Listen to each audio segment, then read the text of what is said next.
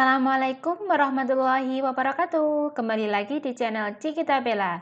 Nah, pada video kali ini kita akan melanjutkan pembahasan mengenai soal-soal SIMAK UI untuk tahun 2018, khususnya untuk mata pelajaran fisika. Nah, pada video kali ini yang akan kita bahas adalah soal nomor 33, 34, dan 35. Untuk soal nomor 31 dan 32, teman-teman bisa lihat video sebelumnya, linknya ada di deskripsi. Nah, sebelum kita simak soal-soalnya, jangan lupa teman-teman untuk klik tombol subscribe, tekan tombol loncengnya. Jangan lupa juga like, komen, dan share sebanyak-banyaknya ya. Oke, langsung saja kita bahas soal nomor 33. Sebuah sistem terdiri dari sebuah batang konduktor AB bermasa M yang dapat meluncur tanpa gesekan di atas rel konduktor paralel yang dipisahkan dengan jarak L. Nah, ini batang konduktornya yang memiliki massa M. Dia dapat meluncur tanpa gesekan di atas rel, relnya itu yang ini. Yang terpisah berarti jaraknya AB ini itu sama dengan L. Ujung-ujung kiri rel dihubungkan oleh sebuah hambatan R sehingga membentuk sebuah loop. Nah, ini loopnya itu yang ini. Loop berada di medan magnet seragam B dengan arah tegak lurus bidang loop masuk bidang gambar. Berarti ini arah B-nya masuk gitu ya. Masuk itu tandanya silang ya teman-teman. Ini plus harusnya ini silang. Nah, misalkan seperti ini. Mulai T sama dengan 0, batang AB ditarik ke kanan dengan gaya konstan F0. Ini ada F0 ditarik ke kanan. Kelajuan akhir batang AB adalah, berarti yang ditanyakan adalah V-nya. Sama dengan berapa gitu ya. Oke, ketika batang AB ini ditarik ke kanan, maka loop ini akan melebar. Jika digambarkan akan seperti ini. Nah, misalkan ini batang AB-nya. Nah, yang awalnya loopnya ini hanya kecil seperti ini, tapi karena batang AB ini ditarik atau digeser ke kanan, maka loopnya akan lebih lebar, sehingga jumlah medan magnet yang masuk ke loop ini tuh akan lebih besar. Misalkan ini jadi lebih banyak gitu ya medan magnetnya. Nah, ini hambatannya tadi. Nah, karena batang AB ditarik ke kanan, maka kecepatannya atau V-nya juga berarah ke kanan.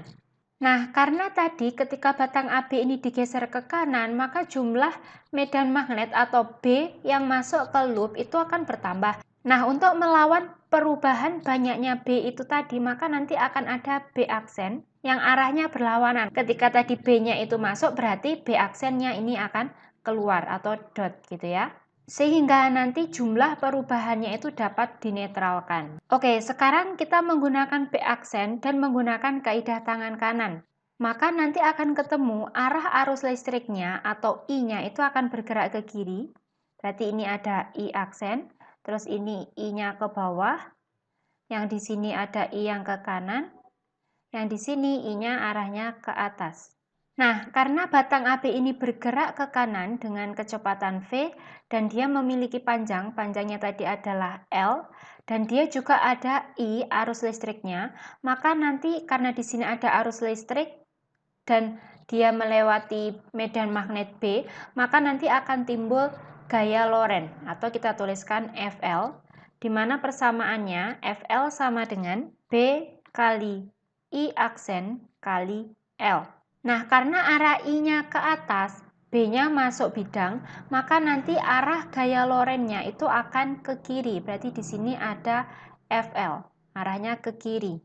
Nah, nanti pada gambar ini dia akan muncul GGL induksi atau kita tuliskan E aksen yang persamaannya E aksen sama dengan B kali L kali V. E itu sama dengan potensial, berarti persamaannya I aksen dikalikan R sama dengan B kali L kali V.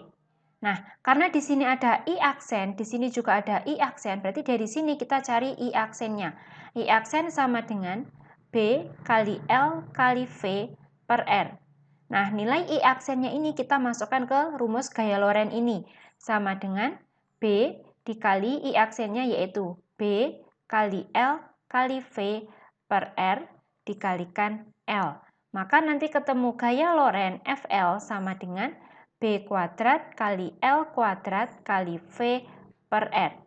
Nah, selanjutnya pada batang AB di situ ada dua gaya yang bekerja, yaitu ada F0 dan ada FL. Maka bisa dituliskan FL itu sama dengan F0. Sehingga FL-nya ini kita ganti jadinya F0 sama dengan B kuadrat kali L kuadrat kali V per R. Nah, karena yang ditanyakan adalah V-nya, R-nya jadinya naik, B kuadrat L kuadratnya nanti turun gitu ya. Maka V sama dengan F0 kali R per B kuadrat kali L kuadrat. Nah, inilah jawabannya. Jadi jawaban yang benar adalah yang C. Oke, kita lanjut soal nomor 34. Kamu sedang berdiri di pinggir danau melihat seekor ikan berenang mendekati. Jika kamu ingin menembak ikan dan senapan laser berdaya tinggi, senapan harus diarahkan apakah A. Lebih ke atas dari posisi ikan, B. Lebih ke bawah dari posisi ikan, atau C. Sama dengan posisi ikan, D. Tidak bisa ditentukan, atau yang E. Tergantung kecepatan ikan berenang. Nah, jika soal ini diilustrasikan pada gambar, maka nanti dia akan seperti ini. Misalkan ini adalah mata kita atau mata pengamat di sini. Nah, ikan aslinya itu di sini. Ini yang aslinya. Ikan yang asli itu di sini. Tapi karena ada ilusi optik, karena ada pembelokan cahaya, maka yang kita lihat itu adalah bayangannya. Yang dilihat itu adalah bayangannya, dan bayangan ikan itu letaknya lebih di atasnya objek asli atau di atasnya ikan asli. Nah, apabila kita mau menembak ikan, jadi kita tidak boleh menembak pas di ikan yang kita lihat, karena yang kita lihat itu tadi adalah bayangannya. Kita harus menembak lebih ke bawah daripada apa yang kita lihat tadi, karena ternyata objek aslinya itu berada di bawah apa yang kita lihat. Maka jawaban yang benar itu adalah yang B. Lebih ke bawah dari posisi ikan yang kita lihat. Seperti itu. Soal yang nomor 35. Seorang pekerja menggunakan pita pengukur yang terbuat dari baja dengan koefisien muai panjang alfanya yaitu 1,2 kali 10 pangkat min 5 per Kelvin. Pita tersebut memiliki panjang 50 meter pada temperatur 20 derajat Celcius. Pada siang hari dengan temperatur 35,7 derajat Celcius, pekerja membaca pengukuran sebesar 35,794 meter. Nah, ini sebagai L-nya. L sama dengan 35,794 meter. Terus ada delta T, berarti 35,7 derajat Celcius dikurangi 20 derajat Celcius sama dengan 15,7 derajat Celcius. Pertanyaannya, panjang yang terukur sesungguhnya adalah, berarti yang ditanyakan adalah L0 sama dengan berapa gitu ya. Nah, kita bisa menggunakan persamaan pemuaian panjang di mana L sama dengan L0 dikali dalam kurung 1 ditambah alfa kali delta T. Nah, karena yang mau ditanyakan adalah L0, berarti kita peroleh persamaan L0 sama dengan L dibagi 1 plus alfa kali delta T. L-nya tadi yaitu 35,794 per 1 ditambah alfanya 1,2 kali 10 pangkat min 5, delta T-nya 15,7 sama dengan 35,794 per 1 ditambah, nah ini kalau dihitung hasilnya yaitu 0,00001884. Jika nanti ini dihitung maka ketemu hasilnya yaitu 35,787 meter. Dari jawaban ini berarti kita tidak boleh dibulatkan ya teman-teman, karena di sini karena dia mengalami pemuaian, otomatis panjang L0 dan L itu jelas lebih besar L. Berarti L lebih besar daripada L0.